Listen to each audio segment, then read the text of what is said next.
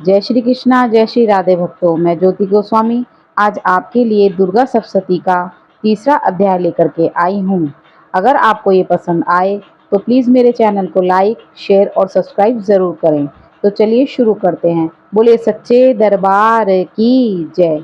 तीसरा अध्याय, सेनापतियों सहित महिषासुर का वध। महर्षि मेघा ने कहा, महिषासुर की सेना नष्ट होती देखकर उस सेना का सेनापति त्रिशूर क्रोध में भर देवी के साथ युद्ध करने के लिए आगे बढ़ा। वह देवी पर इस प्रकार बाणों की वर्षा करने लगा मानो सुमेरु पर्वत पानी की धार बरसा रहा हो। इस प्रकार देवी ने अपने बाणों से उसके बाणों को काट डाला तथा उसके घोड़े व सारथी को मार दिया। साथ ही उसके धनुष और उसकी अत्यंत ऊंची ध्वजा को भी काटकर नीचे गिरा दिया। उसका धनुष कट जाने के पश्चात उसके शरीर के अंगों को भी अपने बाणों से बींध दिया। धनुष, घोड़े और सारथी के नष्ट हो जाने पर वह असुर ढाल और तलवार लेकर इस देवी की तरफ आया। उसने अपनी तीक्ष्ण धार वाली तलवार से देवी के सिंह के मस्तक पर प्रहार किया और बड़े वेग से देवी की बाईं भुजा पर वार किया, किंतु देवी की बाईं भुजा को छूते ही उस दैत्य की तलवार टूटकर दो टुकड़े हो गई। इससे दैत्य ने क्रोध में भरकर शूल हाथ में लिया और उसे भद्रकाली देवी की ओर फेंक दिया। देवी की ओर आता हुआ वह शूल आकर आकाश से गिरते हुए सूर्य के समान प्रज्वलित हो उठा। उस शूल को अपनी ओर आते देखकर देवी ने भी शूल छोड़ा और महाअसुर के शूल से 100 टुकड़े कर दिए और साथ ही महाअसुर के प्राण भी हर लिए।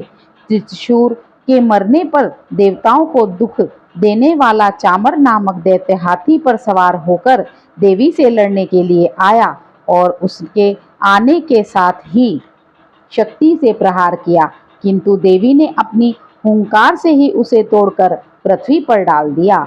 शक्ति को टूटा हुआ देखकर दैत्य ने क्रोध से लाल होकर शूल चलाया, किंतु देवी ने उसको भी काट दिया। इतने में देवी का सिंह उछलकर हाथी के मस्तक पर सवार हो गया और दैत्य के साथ बहुत ही तीव्र युद्ध करने लगा।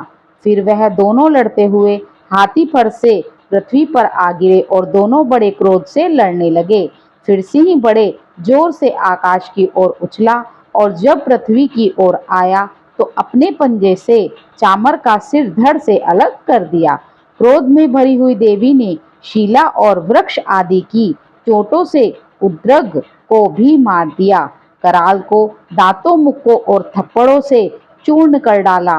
क्रुद्ध हुई देवी ने गदा के प्रहार से उद्धत दैत्य को मार गिराया।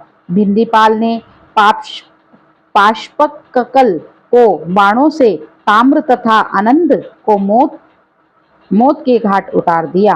तीनों नेत्रों वाली परमेश्वरी ने त्रिशूल से आग्रस्त अग्निवीर्य और महाहनु नामक राक्षस को मार गिराया।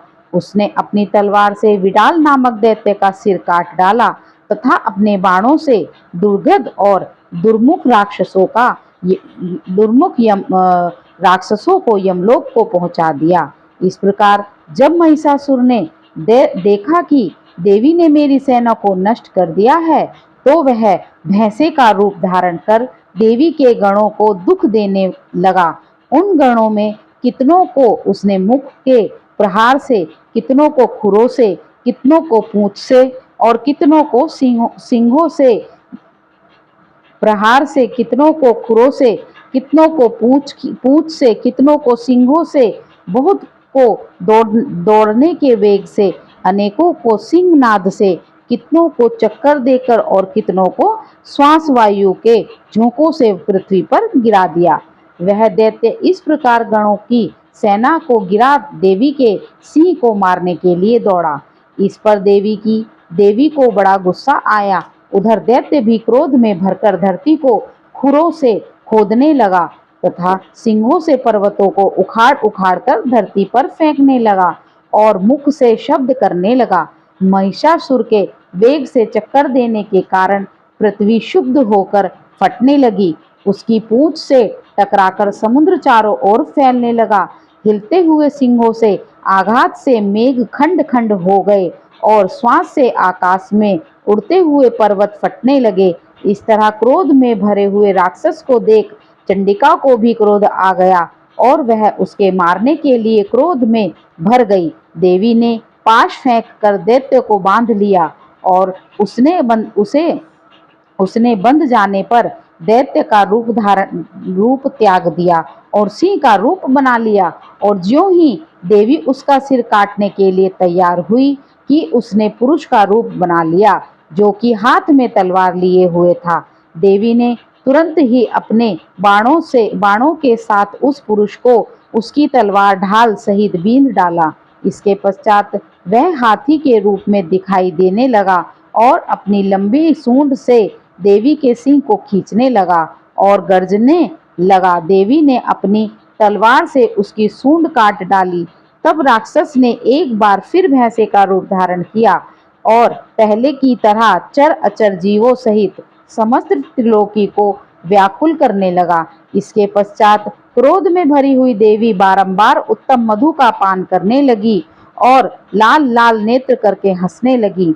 उधर बलवीर्य तथा मद से क्रुद्ध हुआ दैत्य भी गरजने लगा। अपने सिंगों से देवी पर पर्वतों को फेंकने लगा। देवी अपने बाणों से उसके फेंके हुए पर्वतों को चूर्ण करती हुई बोली, ओ मुड़, जब तक मैं मधुपान कर रही हूँ तब तक तू गर्ज ले और इसके पश्चात मेरे हाथों तेरी मृत्यु हो जाने पर देवता गर्जेंगे। महर्षि मेघा ने कहा। यूं कहकर देवी उछलकर उस दैत्य पर जा चढ़ी और उसको अपने पैर से दबाकर शूल से उसके गले पर आघात किया। देवी के पैरों से दबने पर भी दैत्य अपने दूसरे रूप में अपने मुख से बाहर होने लगा। अभी वह आधा ही बाहर निकला था कि देवी ने अपने प्रभाव से उसे रोक दिया। जब वह आधा निकला हुआ ही दैत्य युद्ध करने लगा तो देवी ने अपनी तलवार से उसका सिर काट दिया। इसके पश्चात सारी राक्षस सेना हाहाकार करती हुई वहां से भाग खड़ी हुई और सब देवता अत्यंत प्रसन्न हुए तथा महर्षियों सहित देवी की स्तुति करने लगे। गंधर्वराज गान करने तथा अप्सराएं नृत्य करने लगी। बोलिए सच्चे दरबार की जय।